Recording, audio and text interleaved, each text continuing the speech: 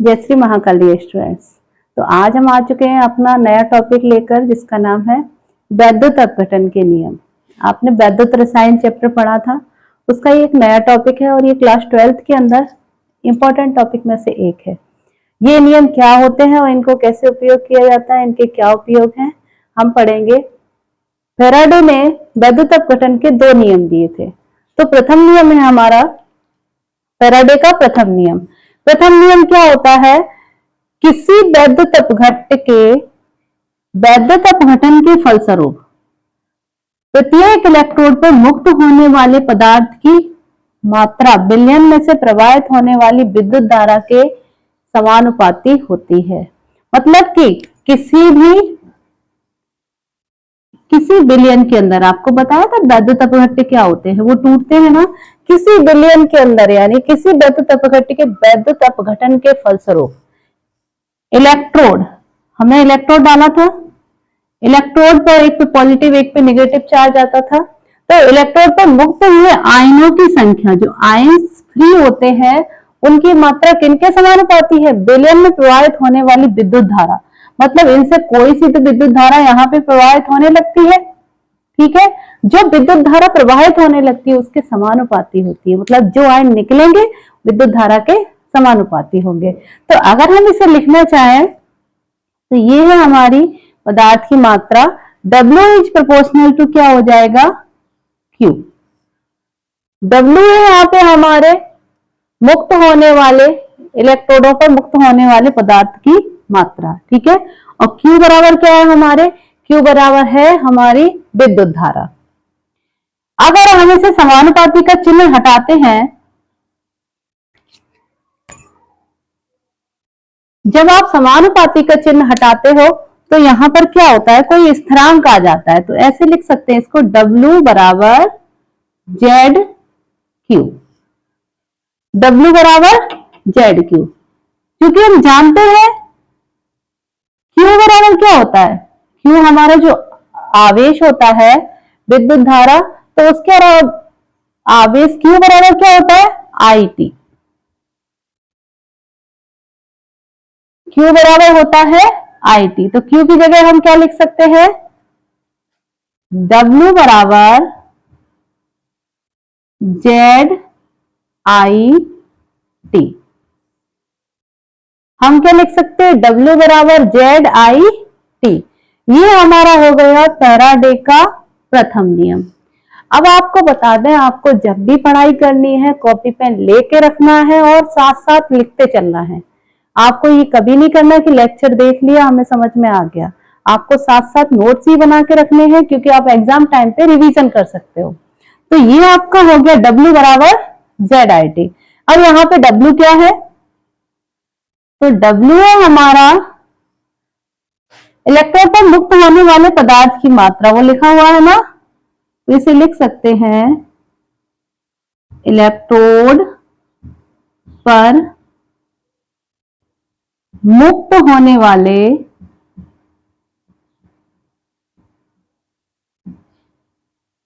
पदार्थ की मात्रा।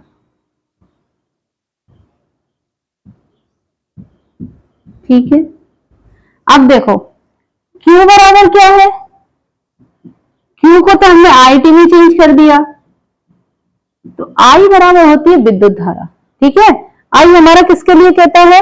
I डिनोट करता है किसी भी विद्युत रसायन के अंदर I जो होता है हमारा, I होती है विद्युत धारा, यानी कि I होती है धारा या वैद्युत धारा। अब धारा I हो गई, T है हमारा टाइम यानी कि समय, धारा या विद्युत धारा, कुछ भी लिख सकते हो। अब आप देखते हैं जेड यहाँ पे क्या है? तो जेड है हमारा, यहाँ पे देखो आप समानुपाती समझ रहे थे, समानुपाती अनुक्रमानुपाती बात एक ही होती है। तो हम इसे अगर जेड को लिखेंगे तो जेड है हमारा, जेड बराबर होता है समानुपातिक या समानुपाती स्थिरांक। समानुपाती स्थिरांक, या इसको हम कह सकते हैं विद्युत रासायनिक तुल्यांक। इसको क्या कह सकते हैं? विद्युत रासायनिक तुल्यांक।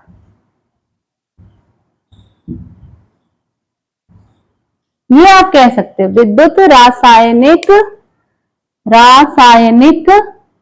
तुल्यांक। ये हमारा हो गया W बराबर ZIT। तो आपने देखा फैराडे का प्रथम नियम हमने समझ लिया है। इस फैराडे के प्रथम नियम को अगर हम कहना चाहें, अतः किसी पदार्थ के विलयन में 1 कूलम विद्युत धारा प्रवाहित करने के लिए, इसको हम कैसे लिख सकते हैं?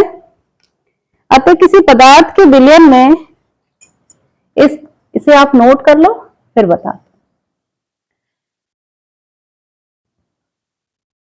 इसे हम लिख सकते हैं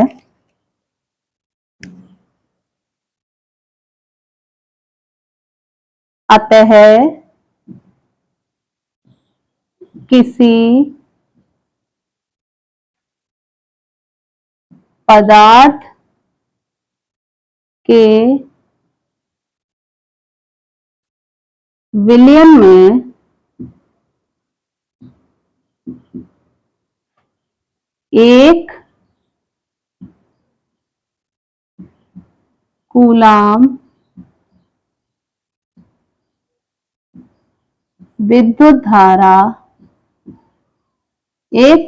विद्युत धारा प्रवाहित करने के लिए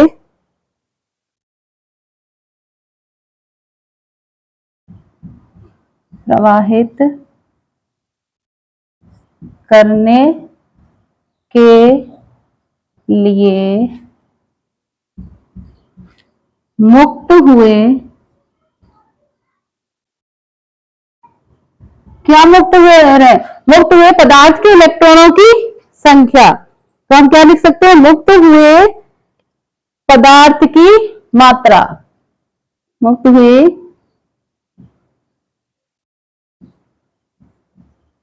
पदार्थ की मात्रा। बिल्कुल सिंपल है बेटा, आप कैसे भी कर सकते हो। किसी भी विलयन में 1 कूलम विद्युत धारा प्रवाहित करने के लिए मुक्त हुए पदार्थ की मात्रा। तो ये आपका हो गया प्रथम नियम। इसी तरीके से हम इसका द्वितीय नियम भी कर सकते हैं। द्वितीय नियम को क्या किया? फैराडे ने बताया कि एक ही शक्ति की विद्युत धारा एक ही समय तक विभिन्न लवणों के विलयनों में प्रवाहित की जा सकती है।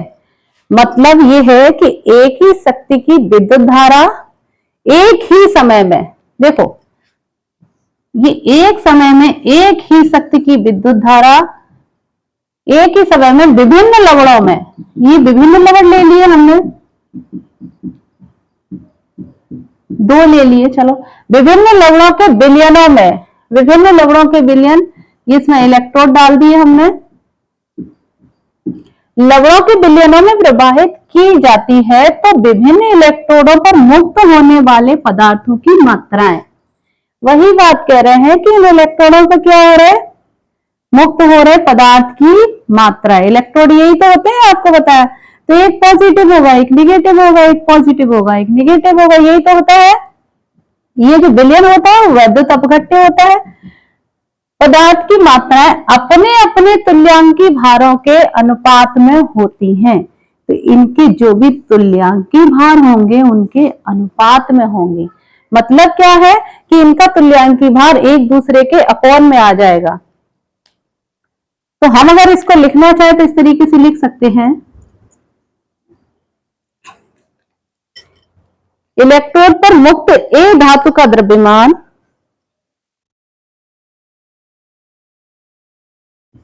इलेक्ट्रोड पर मुक्त ए धातु का द्रव्यमान।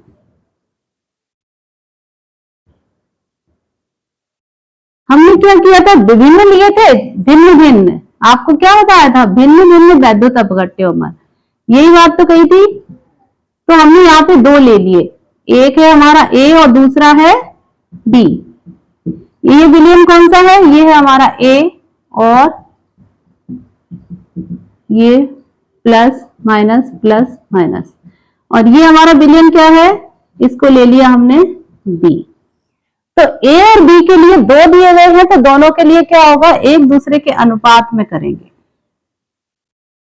इलेक्ट्रोड पर मुक्त ए धातु का द्रव्यमान, इसमें ए धातु का द्रव्यमान, उसके बाद हम नीचे लिखेंगे इलेक्ट्रोड पर मुक्त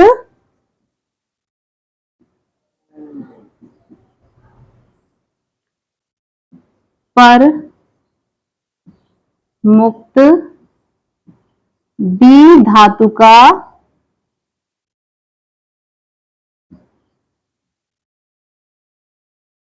द्रव्यमान।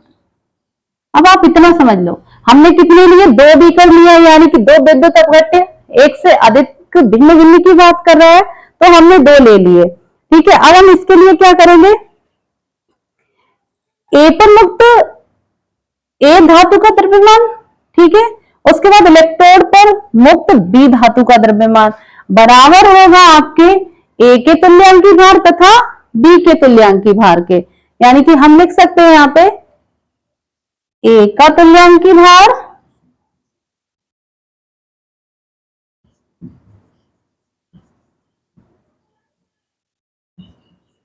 इसी के अपॉन में आ जाएगा बी का तुल्यांकी भार। समझ गए आप। अब देखो, हमने धातु का द्रव्यमान को हम वॉल्यूम W से दिखा सकते हैं, तो इसे किससे हमने डिनोट किया, W से। ठीक है, W, अब इसे क्या है, WA WB कर लो, या W1 W2 कर सकते हैं, आप जैसा भी समझ लो। जैसे हमने इसको माना ऊपर वाले को W1 और नीचे को W2, और इसको क्या मानेंगे, तुल्यांकी भार को हम बोलते हैं इक्विलिब्रियम वेट, यानी कि कैपिटल ई से दिखाएंगे, तो ये होगा E1 अपॉन E2। अगर हम इनका और सॉल्यूशन करना चाहें, देखो इतना हम कर सकते हैं, सिंपल सी चीज है। ये हमारे किसको दिखा रहा है, आपके इस लिखे हुए जो भी परिभाषा है उसको ये आपका डिनोट कर रहा है।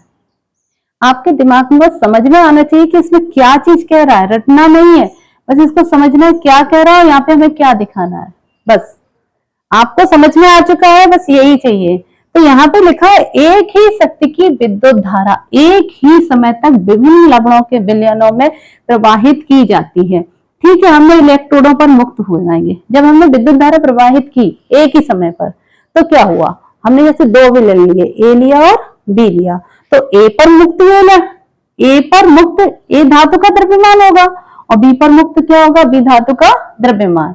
होने वाले पदार्थों की मात्राएं किसके अपने अपने तुल्यांकी भारों के अनुपात में होती हैं, तो दोनों का तुल्यांकी भार क्या हो जाएगा, एक का ए का तुल्यांकी भार होगा, दूसरे का बी का तुल्यांकी भार होगा। तो अगर हम इसको निकालना चाहें तो किस तरीके से इसका अनुपात लिख सकते हैं, इस तरीके से इसको लिख सकते हैं, अथवा में W1 अपॉन E1 बराबर होगा W2 अपॉन E2। ये आपका निकल आया फैराडे का द्वितीय नियम। इस नियम की सहायता से हम क्या कर सकते हैं, किसी तत्व का तत्व या मूलक का तुल्यांकी भार ज्ञात कर सकते हैं। इसकी सहायता से क्या करेंगे, किसी भी तत्व या मूलक का तुल्यांकी भार ज्ञात कर सकते हैं। आप इसे नोट करो और फिर उसे पढ़ो, तो आपके क्या होगा, दिमाग में समझ में भी आएगा, आपका रिवीजन भी होगा। अब हम चलते हैं फैराडे के नियमों के उपयोग, यानी कि फैराडे के नियम के क्या क्या उपयोग है, हम उसे लिखेंगे।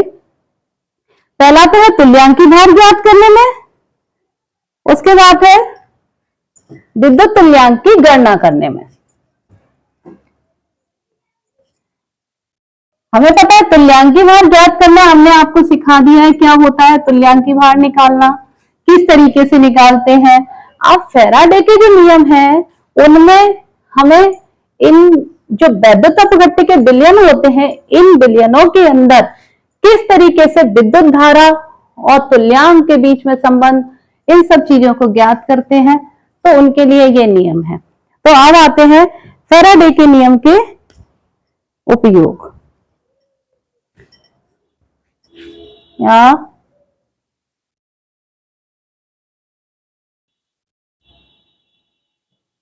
यहां पे लिखेंगे उपयोग। तो पहला तो आपने देखा किसके लिए, तुल्यांकी भार ज्ञात करने में।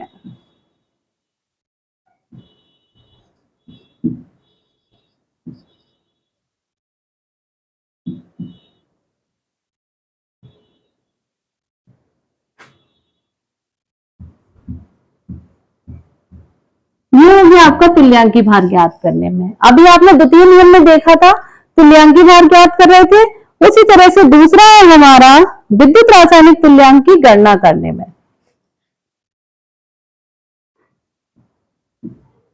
विद्युत रासायनिक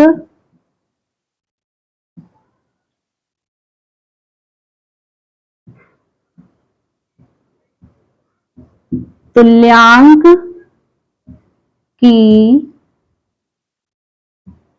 गणना करने में।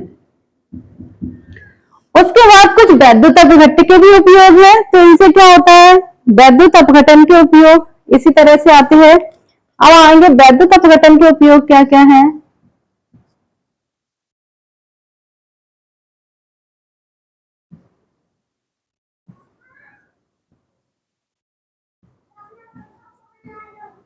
मतलब जैसे धातु के लेपन में, धातु पर लेपन करते हैं तो इस तरीके से होगा। नंबर एक,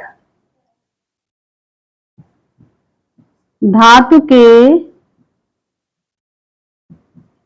लेपन में, धातु पर हम जैसे पॉलिश करते हैं, कोई परत चढ़ाते हैं, तो उसके लेपन के लिए वैद्युत अपघट्य का उपयोग करते हैं।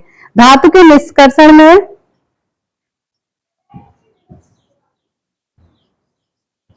धातु के निष्कर्षण में, उसके बाद है संक्षारण को रोकने में। संक्षारण में धातु नष्ट होती है, उसी के लिए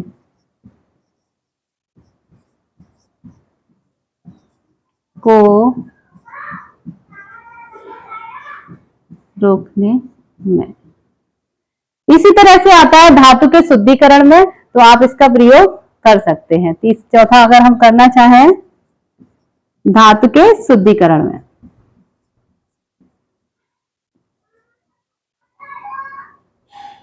शुद्धिकरण में, अब आप इसे पढ़ सकते हैं और एग्जाम की प्रिपरेशन के लिए आप कॉपी पेन लेके बैठे और लिखें, इसको लिखें, उसके बाद समझें और बढ़िया से अपने पेपर की तैयारी करें।